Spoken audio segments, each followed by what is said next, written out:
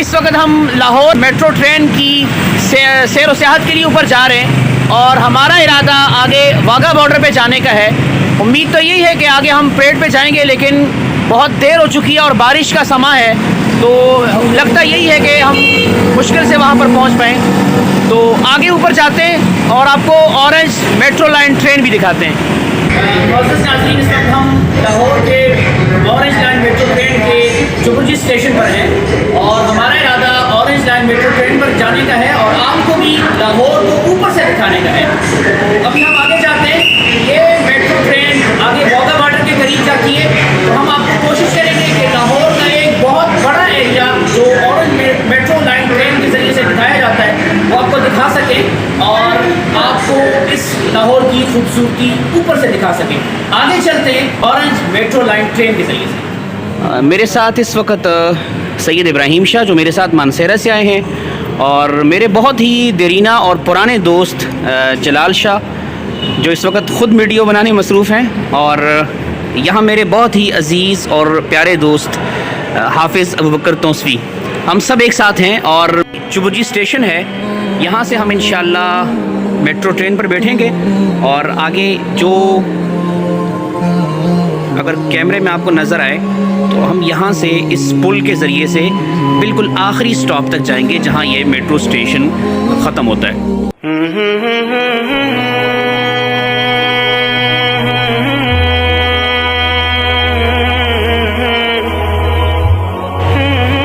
بالآخر metro train اپنے station پر پہنچتی ہے اور ہم میٹرو ٹرین میں بیٹھنے کے لیے بالکل تیار ہو جاتے ہیں.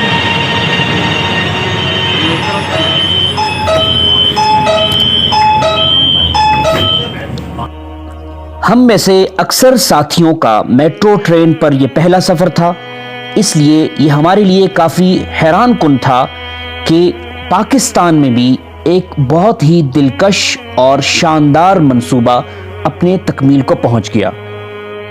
گاڑی چبرجی اسٹیشن سے روانہ ہوئی اور مختلف اسٹیشنز کراس کرتی گئی.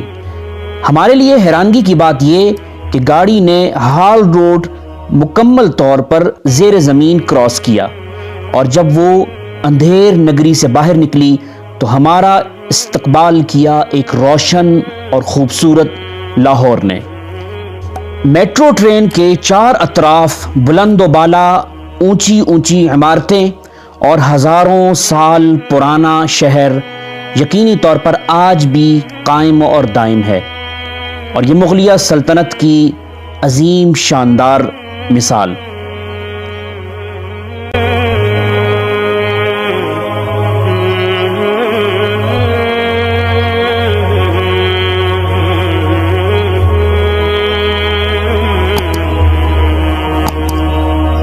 آپ یقین کریں کہ لاہور وہ شہر ہے جو اپنی ان پرانی عمارتوں کے اندر ایک ایسا سحر رکھتا ہے، ایک ایسا جادو رکھتا ہے کہ وہ لوگوں کے دلوں کو اپنی طرف کھینچتا ہے. اور ہم جب اس جگہ سے گزرے تو وہ اپنے ٹرین سے کیے ہوئے تمام اسفار جو ہم نے ٹرین کے ذریعے سے کیے تھے، کراچی سے جب ہم لاہور آئے تھے یا لاہور سے ہم جب رائیونڈ گئے تھے اور رائیونڈ سے جب ہم پنڈی آئے تھے، تو مختلف اسفار جو ہمارے تھے وہ دوبارہ سے ان کا استحضار ہو گیا. وہ دوبارہ سے وہ ساری کہانیاں، وہ تمام مناظر ہماری آنکھوں کے سامنے ہوئے.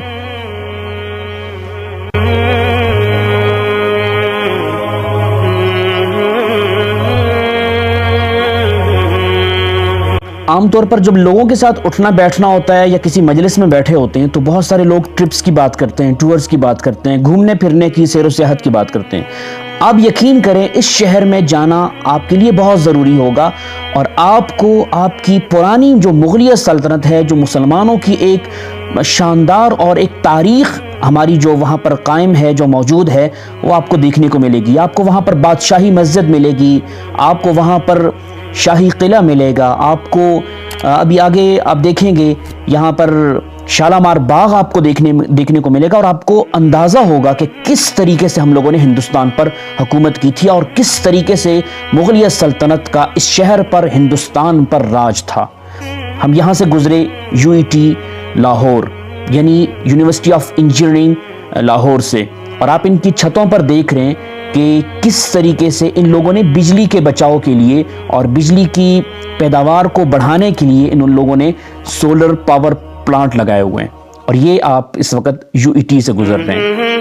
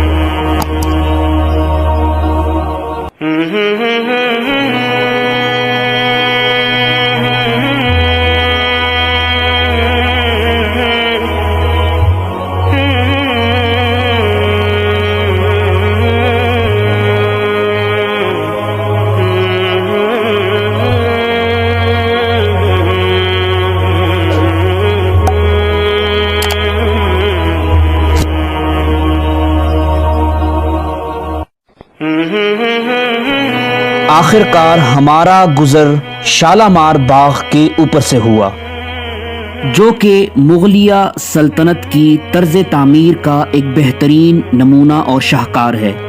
اس کا رقبہ 42 ایکڑ پر مشتمل ہے اور آج سے 600 سال پہلے اس پر 6 لاکھ روپے لاگت آئی۔ شالامار باغ میں خوبصورت چبوترے، پانی کی نہریں اور فوارے بھی موجود ہیں۔ ان فواروں اور پانی کی نہروں اور اس باغ کو سیراب کرنے کے لیے ہندوستان سے ایک نہر نکالی گئی۔ اس باغ کے اندر موسم سرما اور گرما کے پھلدار درخت بھی موجود ہیں۔ ضرورت اس بات کی ہے کہ ہمیں ایک پاکستانی شہری ہونے کے ناطے اپنی ان منصوبوں کا اور ان میگا پروجیکٹس کا خیال رکھیں، ان کی حفاظت کریں، ان کی صفائی کا خیال رکھیں، تاکہ آنے والی نسل کو ایک اچھا مستقبل اور ایک اچھا روشن پاکستان مل سکے۔ میٹرو لائن ٹرین اپنے آخری سٹاپ، اپنے آخری اسٹیشن ڈیرہ گجراں پر پہنچی۔ یقینی طور پر اس سفر سے ہم بہت محظوظ ہوئے اور بہت مزہ آیا۔